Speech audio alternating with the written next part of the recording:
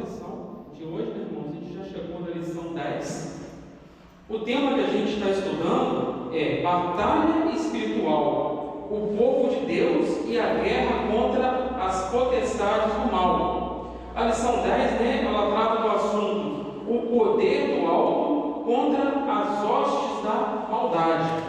O texto áureo dessa lição está lá no Evangelho segundo Lucas, capítulo 24, versículo 49. Eu convido os irmãos a estar abrindo as suas Bíblias lá em Lucas 24, 49, para a gente poder estar lendo o texto áureo da lição juntos. Lucas capítulo 24, versículo 49.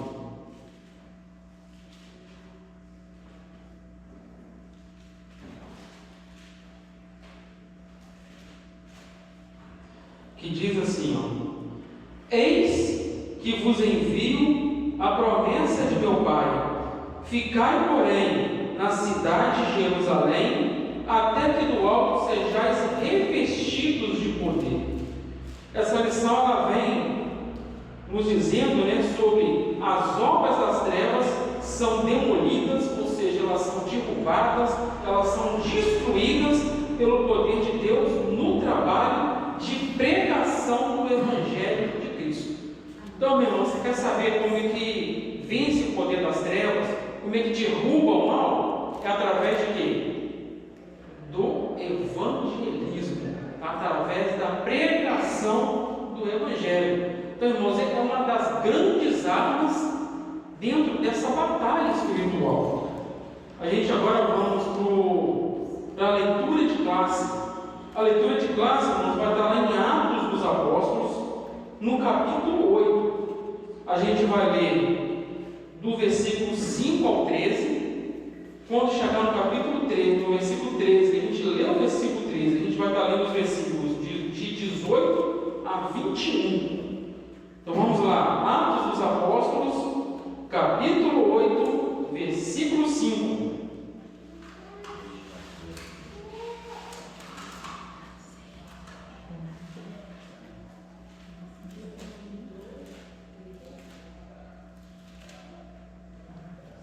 Vê se os irmãos chegam bem. Tem uma Bíblia sobrando lá. Hã? Amém? Todos conseguiram achar? Atos dos Apóstolos, capítulo 8, versículo 5. Que diz assim a palavra do Senhor: E descendo Filipe, a cidade de Samaria, lhes pregava a Cristo.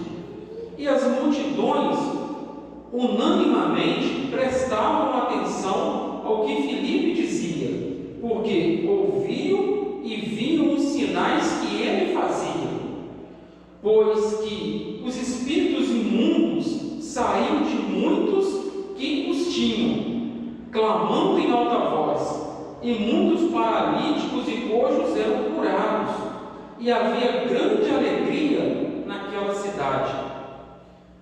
E estava ali um certo homem chamado Simão, que anteriormente exercera naquela cidade a arte mágica e tinha iludido a gente de Samaria, dizendo que era uma grande personagem, ao qual todos atendiam, desde os mais pequenos até o maior, dizendo: Esta é a grande virtude de Deus. E atendiam-no a ele, porque já desde muito tempo os havia iludido com artes mágicas. Mas, como crescem em Filipe, que lhes pregava acerca do reino de Deus e do nome de Jesus Cristo, se batizavam tanto homens quanto mulheres. E creu até o próprio Simão, e sendo batizado, ficou contínuo com Filipe, e vendo os sinais e as grandes maravilhas que se faziam, estava atônito. Agora vamos lá no versículo 18. Versículo 18 diz assim: E Simão, vendo que pela imposição das mãos dos apóstolos eram dado o Espírito Santo, lhes ofereceu dinheiro, dizendo: dai-me também a mim esse poder, para que aquele sobre quem eu puser as mãos receba o Espírito Santo. Mas disse-lhe Pedro: o teu dinheiro seja contigo para perdição, pois cuidastes que o dom de Deus se alcança o dinheiro. Tu não tens parte nem sorte nessa palavra, porque o teu coração não é reto diante de Deus. Então, irmãos, mediante, essa palavra, a gente entrando agora, dentro da lição, a gente vê que houve, lá em Atos dos Apóstolos, um revestimento de poder com a descida do Espírito Santo. E aqui a gente vê que Filipe, ele se deparou com um homem, ao estar pregando o Evangelho, um homem que era enganador, um homem que usava de magia, de mágicas, e a palavra vem falando que esse homem ele se converteu ao Evangelho.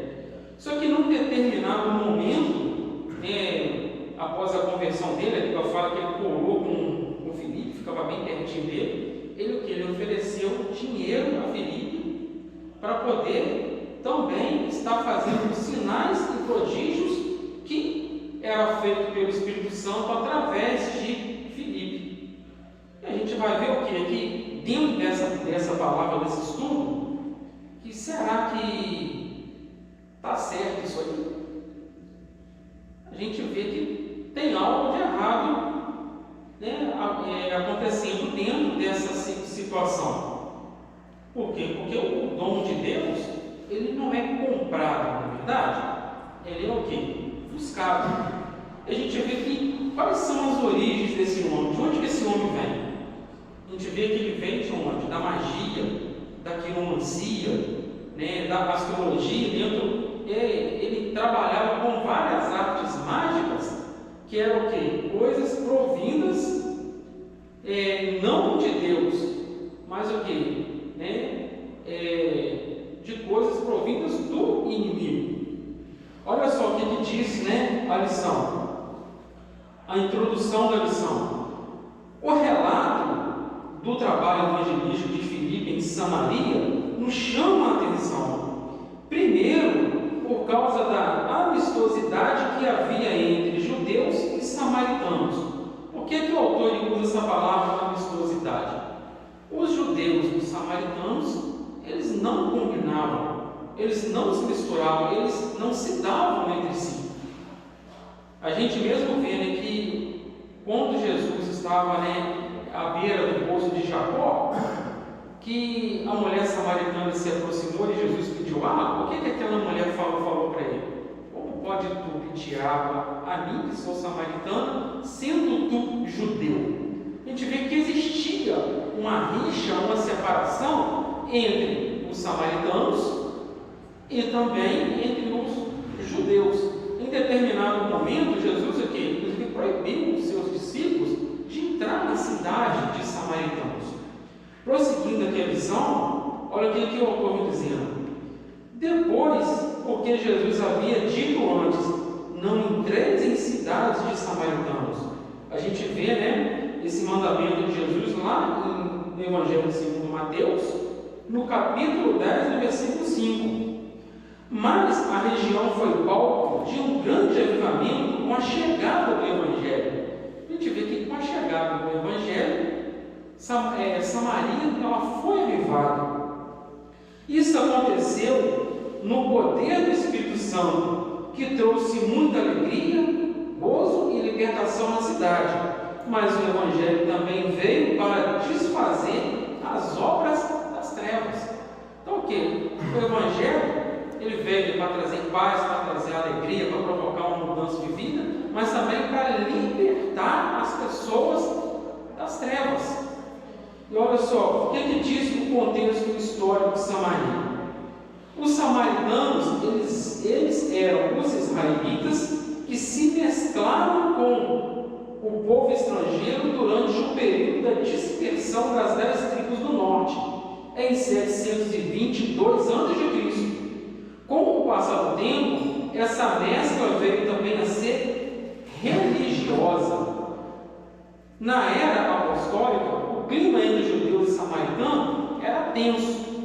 O Evangelho de João resume o relacionamento entre judeus e samaritanos nas seguintes palavras: Jesus não se comunicam com os samaritanos. Está lá no Evangelho segundo João, capítulo 4, versículo 9.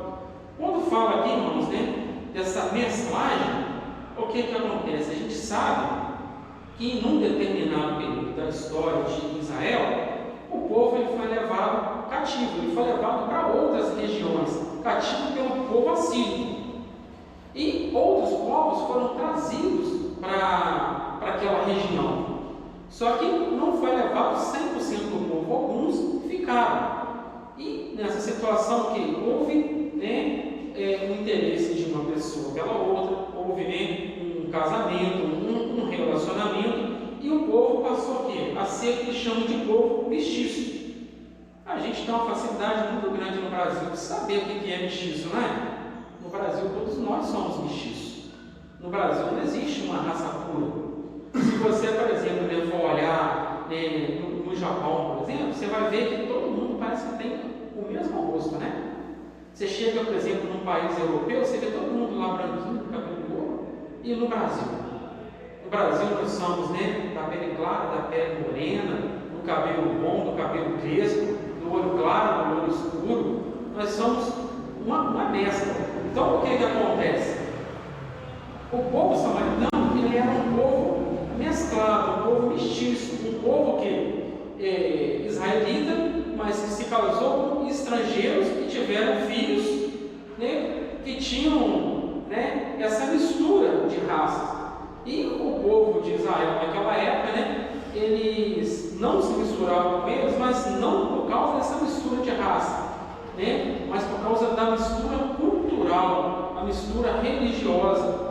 Quando as pessoas vieram de outros países, de outras nações ali e se misturaram, eles trouxeram também aqui culturas e costumes que batiam de frente com o costume hebreu. E o povo de Israel, o povo hebreu, eles não aceitavam isso. O povo de Israel, a gente sabe que ele é o único país judeu do mundo, ele não aceita outra religião, a não ser a religião deles. Eles têm uma dificuldade muito grande até de aceitar a pessoa de Jesus Cristo quando ele é um judeu ortodoxo. Por quê? Porque eles não acreditam que Jesus é o Filho de Deus. Eles adoram unicamente o único Deus. E olha só, seguindo um pouquinho mais aqui, a fundação de Samaria. Vamos falar como é que a Samaria ela foi construída, ela surgiu, ela foi constituída. A cidade foi fundada pelo pai do rei Acabe. Todo mundo sabe quem é Acabe, A gente conhece a história de Acabe e os problemas que ele teve com o profeta Elias, os problemas que teve com Jezabel, que foi a esposa do rei Acabe. A gente sabe muito bem quem foi esse rei, Ou seja, a cidade foi fundada pelo pai do rei Acabe, o qual reinava sobre as 10 tribos do norte, que se apartaram de Jerusalém no século 10 a.C. Vem falando sobre essa história lá em 1 Reis, capítulo 12, versículo 19 e 20. Ou seja, na época do rei Salomão conseguiu maus conselhos. Israel acabou se dividindo em 2 reinos, que é o reino do norte, constituído por 10 tribos, e o reino do sul, constituído por 2 tribos. Tá? O nome do rei era Onri, que comprou um monte de um cidadão chamado Semé, onde fundou a cidade, a qual deu o nome de Samaria, em homenagem ao dono anterior, e fez dela a capital do seu reino. Está falando sobre isso lá em 1 Reis, capítulo 16, versículo 24. Mesmo antes da dispersão dos israelitas do reino do norte, já havia um clima de tensão entre Samaria e Jerusalém, Israel e Judá, os 2 reinos que se dividiram após a morte de Salomão. Então o que acontece? Muito antes do povo ter sido levado cativo para a Babilônia, já certa rixa, um certo problema devido a essas questões culturais, esses problemas de costume entre os samaritanos e entre o quê? O povo de Israel. Então a gente vê que naquela região ali, já havia, mesmo não havendo uma mesclagem total, eles já tinham um certo problema entre eles. E a gente vê que lá na frente se agravou. Falando um pouquinho sobre o cativeiro agora. Quando o rei da Síria, Salmaneser, sitiou Samaria em 722 a.C., levou para o cativeiro as 10 tribos do norte. Está falando lá em 2 Reis, capítulo 17, versículo 3. Mas foi Sargão II, sucessor de Salmaneser V, que concluiu o cativeiro dos israelitas das 10 tribos do norte. Os assírios levaram as 10 tribos do norte para outras regiões e trouxeram os estrangeiros para povoarem a terra de Israel. Então o que aconteceu? Muitos dos israelitas, como eu disse anteriormente, foram levados cativos, foram levados para outra região, e pessoas de outras regiões foram trazidos para poder morar, né, naquela região. E olha só, os poucos filhos de Israel que ficaram na terra se misturaram com os estrangeiros deportados de suas terras. Está lá em 2 Reis 17, 24 a 31. Desse modo, os seus filhos não eram totalmente judeus, nem completamente gentios, eram os samaritanos. Então, o que eram os samaritanos? Era essa raça mestiça. Eles não eram 100% judeu, mas também não eram 100% gentios. Eles tinham tanto sangue gentil, mas também tinham sangue israelita. E olha só, a diferença entre os judeus e os samaritanos. Os judeus recusavam a ajudar os samaritanos na reconstrução do templo de Jerusalém, quando Judá retornou do cativeiro babilônico. Está lá em Esdras 4, versículo 1, versículo 4. Os samaritanos rejeitaram as escrituras do Antigo Testamento, adotaram apenas o Pentateuco, ou seja, os 5 primeiros livros da Bíblia, Gênesis, Êxodo, Levítico, Número e Deuteronômio. Os samaritanos adotaram somente esses livros. Os demais livros, eles não reconheciam. Tá? E o que acontece aqui? Seguindo aqui. E também construíram um templo rival no Monte Gerizim. Então, o que acontece em Jerusalém? Havia o templo de Salomão, uma região onde era o templo de Salomão, que quando o povo foi cativo ele foi destruído, mas depois ele foi reconstruído. Claro, não com aquela grandiosidade toda, não com aquele tamanho todo que o templo de Salomão tinha, mas ele foi reconstruído. E o que aconteceu entre o povo de Samaria e o povo de Israel? O povo de Samaria e o povo de Israel, eles não se uniram para poder reconstruir o templo. Ou seja, entrou entre eles uma rixa, a rixa entre eles, o problema entre eles aumentaram, e o povo de Samaria, no Monte Gerizim, eles construíram um templo, um segundo templo. E o povo de Israel, obviamente, não aceitava isso de jeito nenhum, de forma alguma. Ou seja, com esses fatos, a ruptura samaritana se consolidou. Ou seja, devido à construção desse templo, devido ao fato deles não ajudarem a construir o templo em Israel, aí que existiu uma separação entre o povo samaritano e o povo de Israel de vez. Mas eles esperavam também a vinda do Messias. Ou seja, o povo samaritano também acreditava na vinda do Messias. Eles também esperavam a vinda do Filho de Deus. Eles esperavam a vinda de Jesus.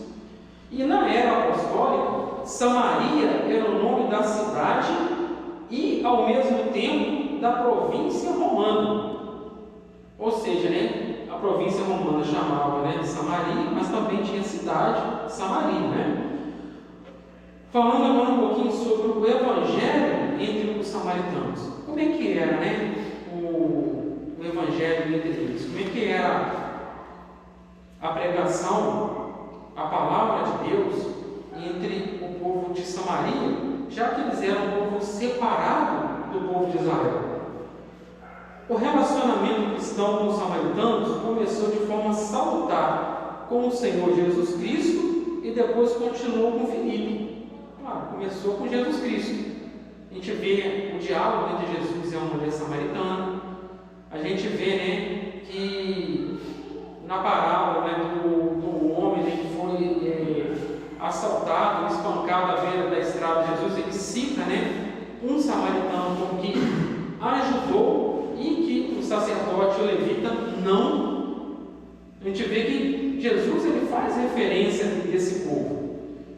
A princípio, né, eles não permitiram a entrada de Jesus em Samaria, mas a gente vê que depois do encontro de Jesus com a mulher samaritana, que a mulher samaritana entrou em Samaria e pregou o Evangelho, falou sobre Jesus, existiu uma aceitação em Samaria de Jesus muito grande.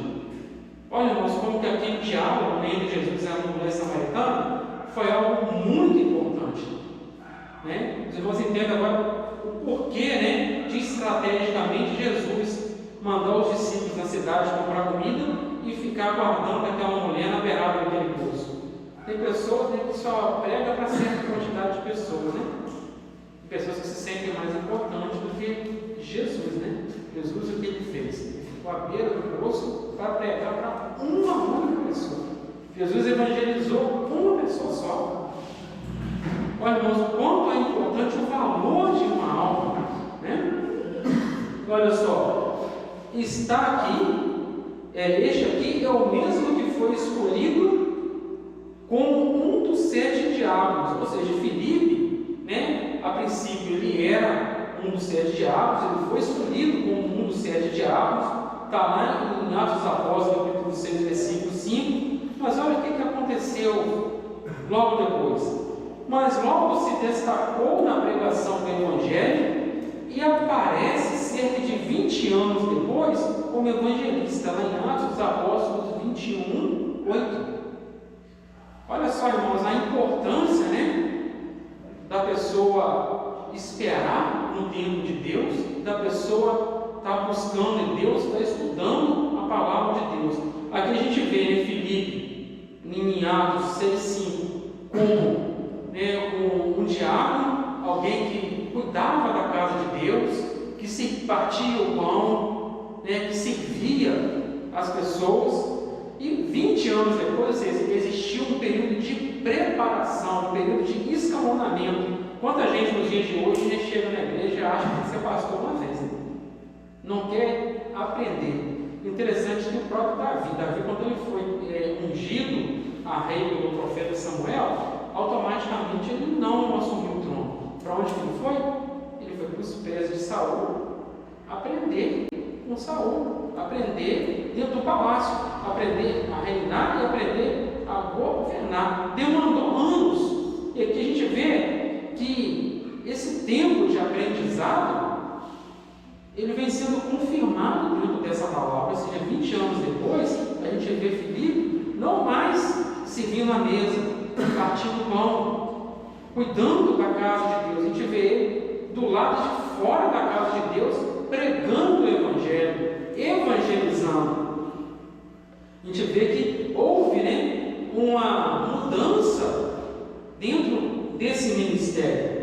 Olha só, um outro ponto aqui, ó. Jesus e os samaritanos. Vamos ver agora, né, a relação entre Jesus e os samaritanos. Irmão, se alguém não estiver correndo muito, se alguém tiver alguma dúvida, pode me interromper, pode perguntar, né, eu vou estar esclarecendo, tirando a dúvida. Se eu não souber, tiver alguém que saiba aqui, me ajuda.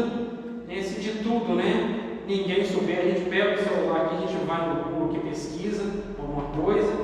Se também a gente não achar na hora que vem, eu trago a resposta durante a semana do estudo e trago a resposta tão importante. Não é eu ficar falando sozinho, os irmãos estão interagindo comigo, tá? Pode perguntar, que a gente está aqui para isso mesmo. Olha só, Jesus e os samaritanos. Os samaritanos, numa ocasião, recusaram-se a receber Jesus quando ele estava a caminho de Jerusalém. Essa história vem falando lá em Lucas, capítulo 9, nos versículos 52 e 53. Mas olha só o que aconteceu. Mas na aldeia de Sicar, em Samaria, vem falando aqui em João, capítulo 4, versículo 5, os samaritanos receberam Jesus e creram na sua mensagem como resultado do testemunho da mulher samaritana. Como já havia falado antes, né? Está lá em João, capítulo 4, 39 a 42. A passagem do bom samaritano, também, né? Lá em Lucas 10, 25 e 28, foi uma lição para os judeus. Eles não deviam imitar o levita nem o sacerdote, mas imitar quem? O samaritano. Não é verdade? Segundo, né, a história que Jesus contou, a parábola que Jesus contou, quem que ajudou o homem? Quem foi o próximo dele? Quem foi solidário a ele? E o interessante é que os sacerdotes, eles moravam numa cidade que ficava abaixo de onde ficava o templo. Então, o templo ele ficava na parte mais alta, e os sacerdotes não moravam, eles moravam na parte mais baixa. Então, se a gente for examinar essa passagem aqui de Lucas 10, 25 e 28, a gente vê que nem o levita, nem o sacerdote estava indo para o templo, eles estavam indo, né, no nosso caso, para a igreja, né? Ou seja, eles não iam chegar atrasados para assumir o seu compromisso sacerdotal, trazer o cristianismo, né? Eles não iam chegar atrasados no culto, eles estavam indo embora para casa. Então, o que acontece? Faltou ali, né, segundo a parábola de Jesus, o verdadeiro coração humano, o verdadeiro coração solidário para ajudar o próximo. E quem que Jesus, nesse exemplo, cita que ajudou? Justamente aquele, né, que, para o povo de Israel, né, não iria ajudar, porque aquele que é separado, né, aquele que existia uma rixa com ele, aquele que, né, para todos os efeitos era ruim, ele ia ajudar um israelita, porque se eles tinham uma rixa entre si, né? E olha só, foi uma lição para os judeus que Jesus deu com essa parábola. Eles não deveriam imitar o levita nem o sacerdote, mas o bom samaritano.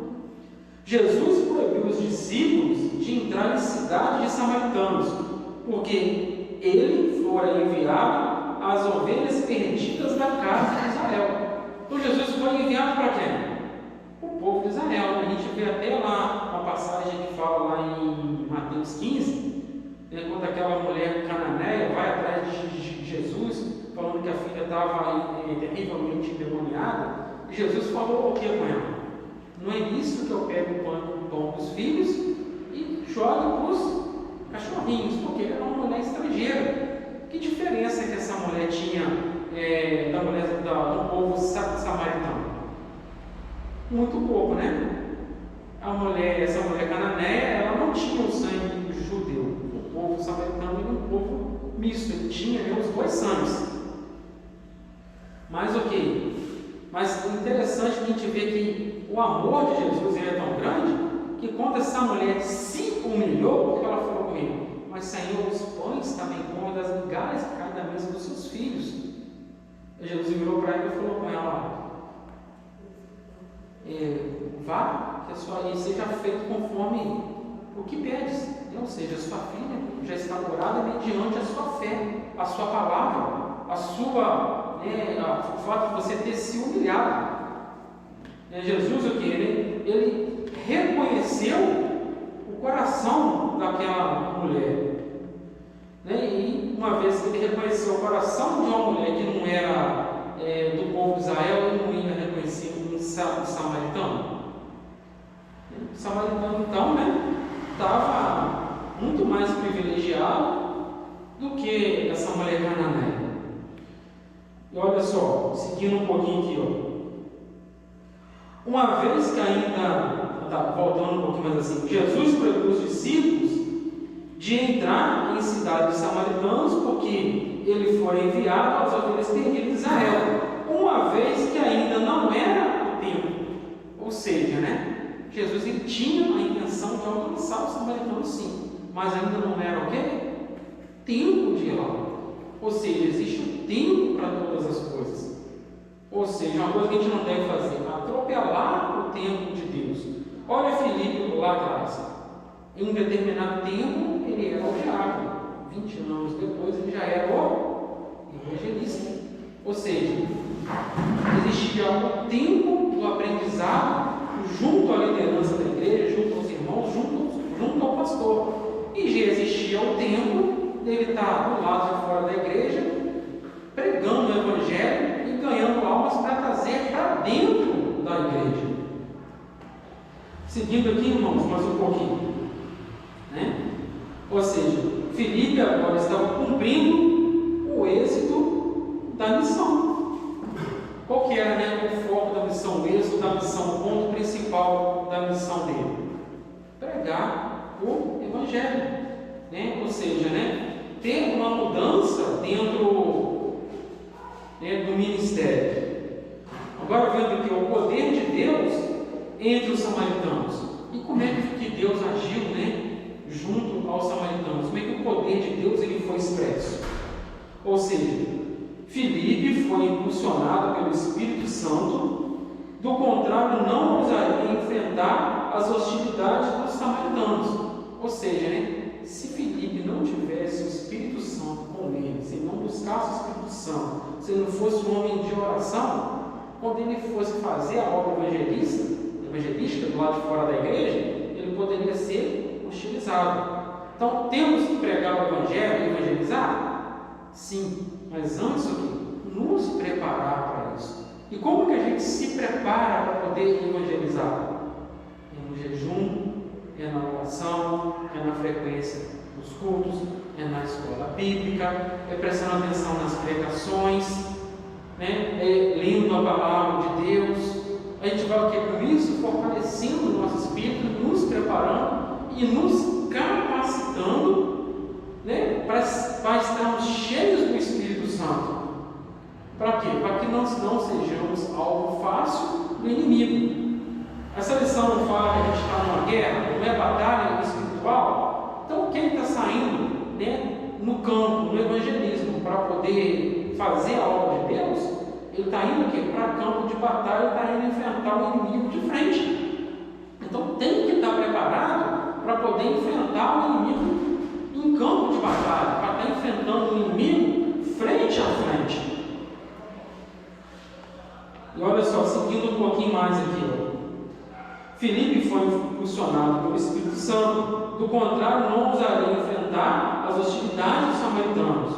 Filipe lhes pregava a Cristo com poder, de modo que multidões prestavam atenção no que ele dizia, pois ouviam e viam os sinais que ele fazia.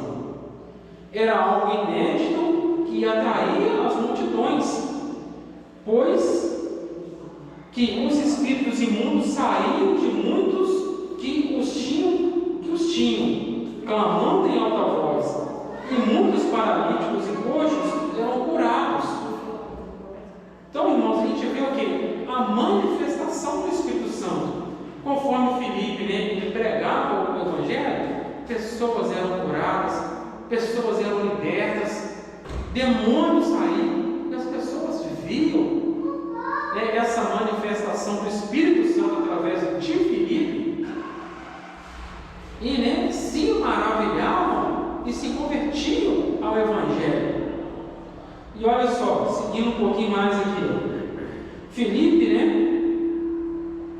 olha só, desculpe, irmãos, errei de novo. Olha só, essa manifestação era o autêntico poder do alto contra as hostes por meio da pregação do Evangelho. Filipe revolucionou a cidade pelo poder de Deus. E será que nem nos dias de hoje nós temos revolucionado a cidade, o nosso bairro, a nossa rua, nosso local de trabalho? Será que temos feito igual Filipe, pregado o Evangelho? E olha só, Vamos falar agora um pouquinho sobre o batismo no Espírito Santo. Havia muita alegria na cidade com a chegada de Filipe. Olha só que coisa boa, né? Filipe ele era recebido com alegria, porque ele chegava para pregar o Evangelho. Um pouco diferente do quadro dos dias de hoje, né? Quando a gente chegava para pregar o Evangelho, as pessoas até saíam correndo, né? A gente vê que a aceitação das pessoas, como que mudou, né? E olha só, havia muita alegria na cidade com a chegada de Filipe, que batizava homens e mulheres. A notícia desses fatos chegou à igreja de Jerusalém, que enviou os apóstolos Pedro e João, os quais trouxeram o que ainda faltava aos samaritanos convertidos, o batismo no Espírito Santo. Então o que acontece? Filipe, pregou, as pessoas aceitaram Jesus, e porque Pedro e João foram enviados a Samaria para poder ajudar Filipe, para completar a obra. E olha só, eles receberam aquilo que faltava, o batismo no Espírito Santo. Filipe batizou com água, mas com a chegada de Pedro e de João, o que acontece? As pessoas que também receberam o batismo do Espírito Santo, também passaram a falar em línguas. Ao chegar a Samaria, eles impuseram as mãos sobre os novos crentes que receberam o Espírito Santo. Então o que acontece? Quando Pedro e João colocaram a mão sobre as pessoas e oraram, o Espírito Santo desceu sobre as pessoas foram batizadas com o Espírito Santo e começaram a falar em línguas. Aí a gente vai ver que dentro desse cenário entra esse personagem chamado Simão o Mágico. Ou seja, Simão aquele que as pessoas diziam, ele se dizia que enganava as pessoas, ou seja, ele era um falso profeta que enganava as pessoas com ciências ocultas, com magia, com quiromancia, com artes malignas. Ou seja, ele era um enganador do Evangelho. Então, irmãos, uma coisa que a gente tem que tomar muito cuidado: quem a gente segue, quem a gente vai atrás. Tem crente que é assim, surgiu lá um panfleto para a cidade afora, um bannerzinho publicado no Stories no Instagram, no Facebook, no YouTube, que no dia tal vai vir um profeta não sei aonde, que tem revelação, que tem isso aqui, parte todo mundo. Irmãos, cuidado com essas coisas. Ou seja, a Bíblia fala que os que creem, seguiriam os sinais. Não, a Bíblia fala que os sinais é que seguirão aos que creem. Assim como esse profeta faz grandiosidades, busca a Deus e Deus vai te usar para fazer também. Outra coisa, é errado a pessoa deixar o trabalho da igreja dele para poder apoiar o trabalho de outras igrejas sem o consentimento do pastor dele, principalmente em dias de culto na igreja dele. Pensa bem, o pastor dele está ali contando com a presença dele, o pastor ele senta, ele estuda, ele ora, ele sobe um monte, ele jejum, ele se sacrifica pelas suas ovelhas, ele contando que a ovelha vai estar na igreja no dia do culto para receber um ensinamento, para se alimentar espiritualmente, para ser cuidada por ele, e a ovelha dele vai para onde? Vai andar atrás de certas coisas sem o consentimento do pastor. Muitas vezes vai e volta, o pastor nem sabendo fica. Mas será que a pessoa está desobedecendo ao pastor? Ele está desobedecendo quem? A palavra de Deus, não é verdade? Olha só, Filipe em Samaria e Simão o Mágico.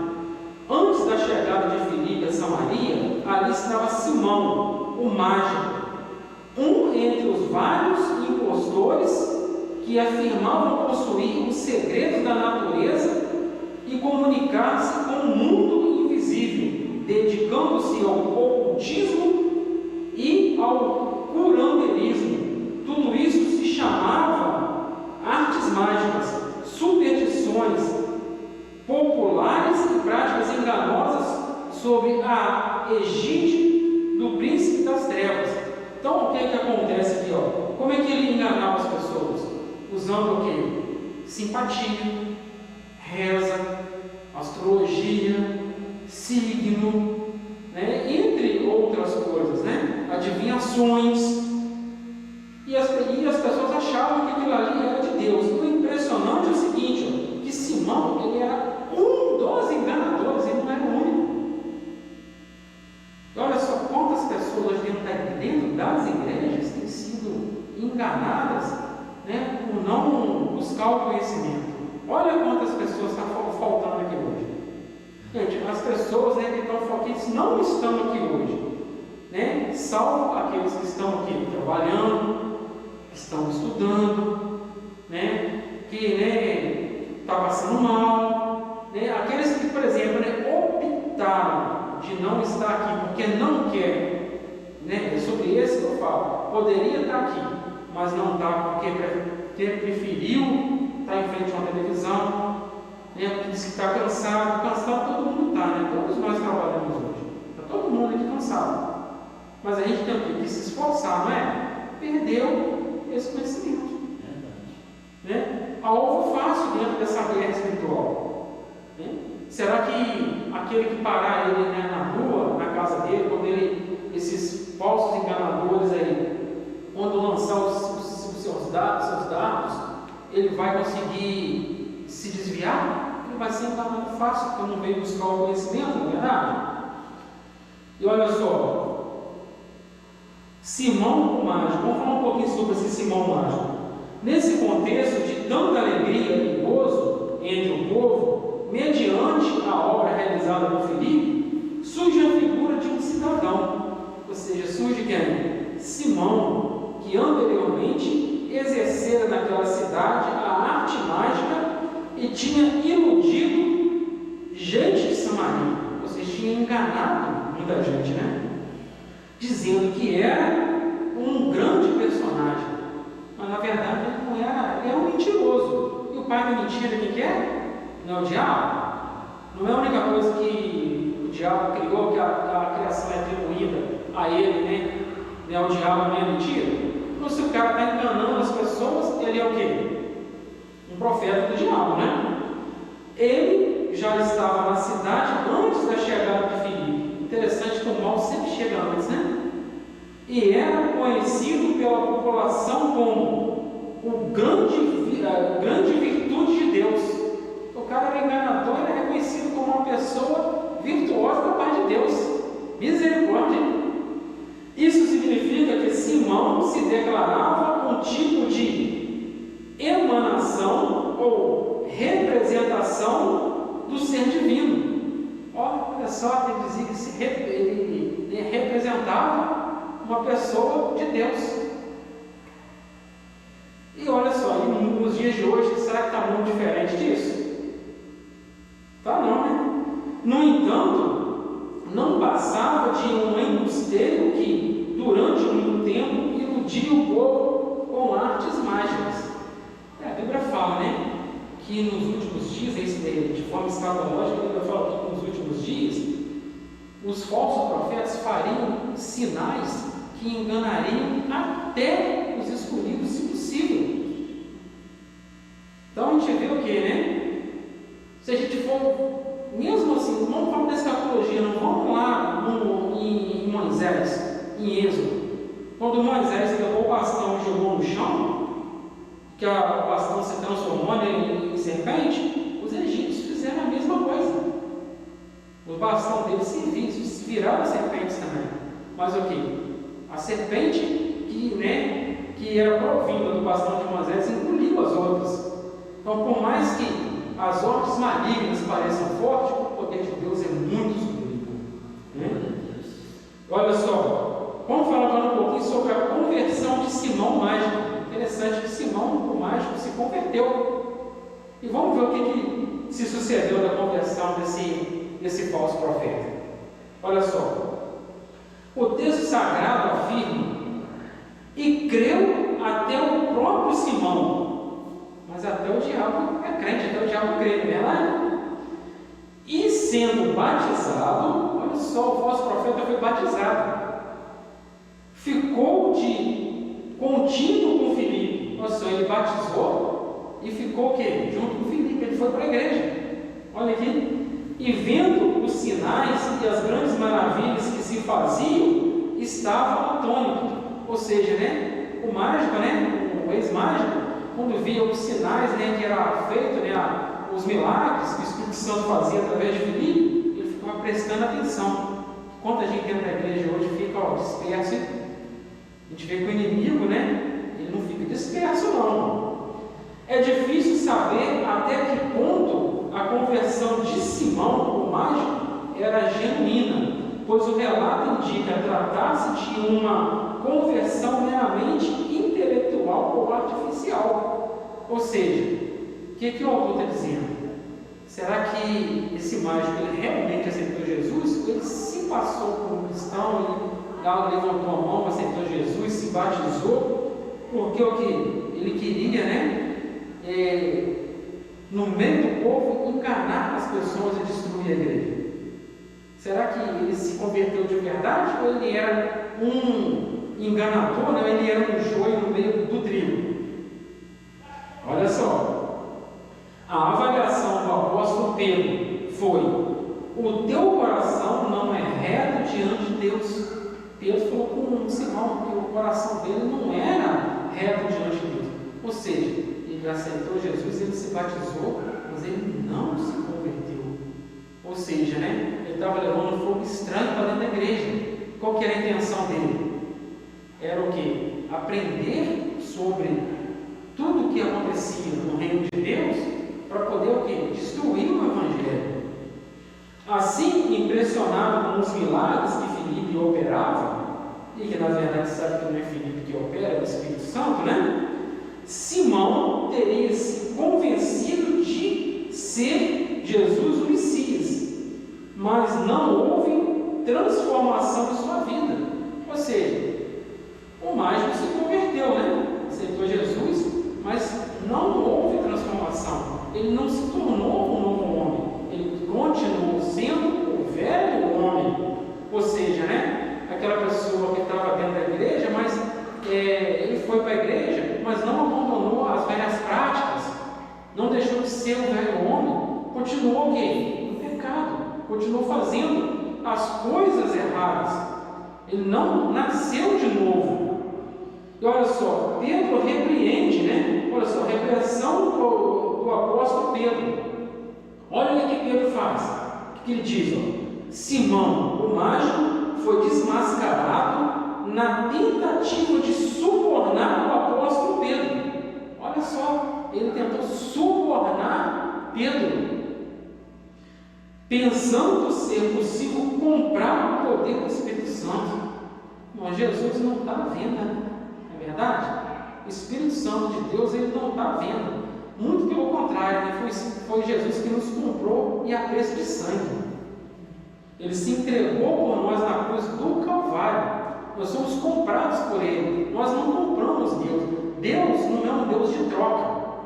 E olha aqui, esse mágico que ele pensou: eu vou, né, oferecer um dinheiro, vou oferecer uma oferta lá na igreja, né? O pastor, né, vai o quê? Né, ficar encantado porque eu ofereci um valor para ele, um dinheiro, eu ajudei a igreja, eu ajudei, né, as coisas que a igreja está precisando, e eu vou ter o quê? O pastor e a igreja aqui na minha mão, porque eu tenho bens, eu tenho dinheiro, eu tenho um poder econômico, um poder capital. Só que as coisas dentro da face de Deus não funcionam assim, não é verdade? Né? Ou seja, né, para Deus, o mesmo valor que uma pessoa que tem um dinheiro, que é um empresário, tem. Uma pessoa, né, humilde, que, né, vive de salário mínimo ou vive de ajuda comunitária, tem. Para Deus, né, as pessoas têm o mesmo valor. Até porque se a gente for no cemitério, dentro daquelas covas, né, tem um pobre, tem um rico, né? Ou seja, lá, quando chega lá, né, financeiramente, todos são iguais, não tem diferença nenhuma. Então, o que acontece? Esse homem, esse enganador, vem aqui tentar subornar a igreja. Olha que absurdo, né? Olha que ousadia desse falso profeta, né? E olha só, essa atitude não condiz com a postura de um novo convertido, que ainda não compreende a natureza da fé cristã. Está lá em 1 Timóteo 3,6. Parece que Simão imaginou ter descoberto uma fórmula mágica como os exorcistas de Éfeso. Está falando lá em Atos 19,13. Ou seja, o que ele achou, né? Eu vou dar um dinheiro, eu pagando, eu vou ser batizado com o Espírito Santo, e comprando o Espírito Santo, eu vou orar para as pessoas vão ser curadas, né? Eu vou fazer grandes sinais e eu vou cobrar por isso. Eu vou receber um dinheirão em cima disso. Está muito diferente de alguns lugares que a gente vê hoje pela a TV. Quantos falsos milagres pela TV a gente vê, não é verdade? A gente vê quantos líderes aí, quantos religiosos aí, que fala que está operando milagres, mas tem que pagar. Pede dinheiro descaradamente. E a Bíblia fala o quê? Que de graça recebeis, de graça o quê? Está aí. Jesus não mandou cobrar de ninguém. O que Jesus falou? Que os pássaros têm os seus ninhos, as raposas têm os seus covis, mas o Filho do Homem não tem onde reclinar a sua cabeça. Jesus não mandou cobrar de ninguém para fazer o bem. E a gente vê o que a gente vê aqui? Esse falso profeta achando o quê? Que ele poderia receber o Espírito Santo, libertar as pessoas, curar, ressuscitar mortos, mas receber por causa disso. Olha que absurdo, né? E dessa forma achou que podia comprar essa fórmula para ampliar o seu currículo e acrescentar ao seu cardápio um novo serviço para o povo, né? Ou seja, oferecer mais uma prestação de serviço às pessoas, né? Ou seja, né, ele estava achando que Deus, né, ia dar para ele um cardápio, né? Ou seja, né, que as bênçãos de Deus ia vir à la carte. Que absurdo, né? E olha só, ele não agiu com sinceridade. Ou seja, Simão, né, o mágico, não agiu com sinceridade. Por isso o apóstolo Pedro o amaldiçoou. Foi do norte de Simão que veio o termo simonia, que consiste ao ato deliberado de comprar ou vender coisas espirituais. Mas outro dia eu vi pela internet uma mulher vendendo, sabe o quê? Oração. O que ela estava dizendo? Por R$1.000 eu vendo meia hora de oração. Por R$300 eu vendo 5 minutos de oração. E ela falando, se comprar, né, determinado tempo lá de oração, ela ainda completava com profecia, o que ela dizia que Deus ouvia ela. E muita gente cai na conversa. E o que tem de Deus nisso? Não tem nada não. É tudo mentira, enganação. E olha só, os discípulos de Simão ainda estão por aí negociando e vendendo as coisas espirituais. Né? Ou seja, né, esses falsos líderes, esses falsos pastores, esses falsos crentes, esses falsos profetas, né, essas pessoas que ficam por aí enganando os outros, falsas revelações que muita gente vai atrás. Tem gente que ainda vai nesses lugares que tem essas falsas revelações, essas falsas profecias, chega lá e ainda vira um falso profeta e fala: você não tem nada para falar comigo, não. É um prato cheio que é para o inimigo poder enganar ele. O inimigo aqui vai extorquir, né? Vai ganhar dele um dinheirão. Ele vai ser enganado, porque nada daquilo vai acontecer. Porque isso não é de Deus. O Espírito Santo de Deus, o dom de Deus, as bênçãos de Deus, elas não estão à venda. Ou seja, né, nós fomos alcançados, nós fomos justificados, nós não merecemos mas nós recebemos o que? Pela misericórdia, a bondade de Deus, o amor de Deus. Ele não está à venda, é verdade? Não está à venda. Olha só, para a gente poder concluir, a história de Simão, o mágico, nos mostra que seu comportamento foi reprovado por Deus. Cara, Deus não aprovou o comportamento de Simão e usou o que? Pedro para repreender. Há uma diferença abissal entre o poder que vem do alto e o poder sobrenatural do Espírito Santo e os pseudos milagres operados por charlatões e embusteiros, agentes a serviço do reino das trevas. Isso serve de lição para estarmos alertas quanto aos líderes enganosos. Mas tem gente que é enganador, que é charlatão. Eu já vi acontecer assim, certas pessoas fazer desafio, né? Vamos colocar aqui na frente 10 cadeiras, cada pessoa que sentar nessa cadeira vai doar R$1.000. Gente, para onde que vai esses R$1.000? Você presta conta disso? Fala uma coisa para a igreja. Quem der esses R$1.000 pode pedir para Deus uma bênção e ele vai receber. Tenha fé, tenha fé. Se você pagar os R$1.000 e tiver fé, você vai receber. Irmãos, eu conheço uma irmã que caiu nessa conversa. Ela não recebeu nada até hoje. Se ela quis, ela teve o quê? Que trabalhar, lutar, economizar e comprar o bem que ela queria. Esse charlatão pegou o dinheiro dela, desapareceu, nem sabe aonde que ele está. E isso acontece demais. Essas mentiras, esses falsos desafios, esses enganadores, charlatões, né, que simplesmente iludem as pessoas só para poder roubar as pessoas. Esses mentirosos. Então, irmãos, o que a gente vê com essa situação, com essa palavra? Né? Irmãos, seja a bênção que você procura. Ou seja, né, você quer ser uma pessoa abençoada? Como é que está a sua vida com Deus? Como é que está a sua comunhão com Deus? Como é que está a sua obediência ao seu pastor? Se você pegar a Bíblia de Gênesis a Apocalipse, você vai ver que a Bíblia resume uma palavra só: obedecer. Mas o sujeito não obedece o pastor dele, não ora, não jejuma, não busca a Deus, alimenta a carne, né? Almoça, janta, toma café. Em momento nenhum, o dia tem 24 horas, ele não tira 20 minutos para poder ler a palavra e orar a Deus. Ou seja, o espírito está fraco. Como que ele quer que as coisas aconteçam na vida dele? E vira algo fácil de enganador. Quantas pessoas deixam de apoiar o trabalho da igreja dele para poder andar atrás de mentirosos que vão roubar ele, que está enganando ele?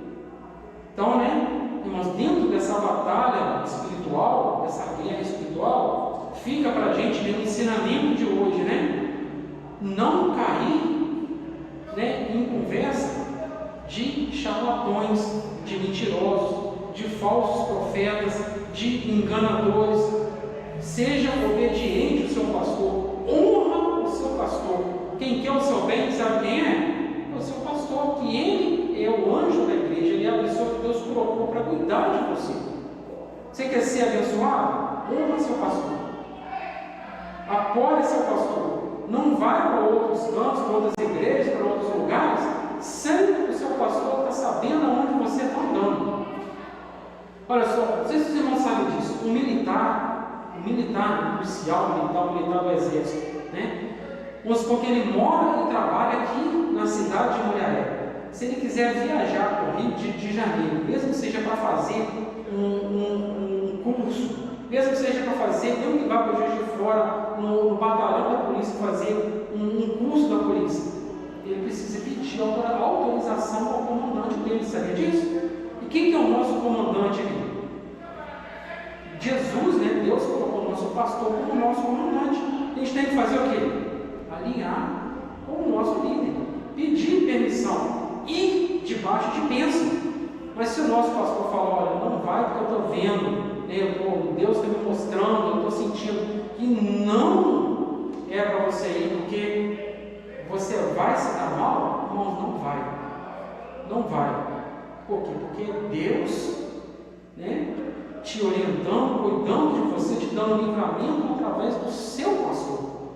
Ou seja, né, é Deus te dando um livramento dentro dessa guerra espiritual para que você não seja ferido ou morto em campo de batalha espiritual. Né? Então, irmãos, é isso que a lição de hoje vem trazendo para a gente. Né? Eu agradeço a oportunidade em nome de Jesus e volto a palavra para o pastor Carlos Vieira. Amém, irmãos? Coloque sobre os seus pés. Hoje aprendemos sobre evangelismo, sobre batismo e a bênção.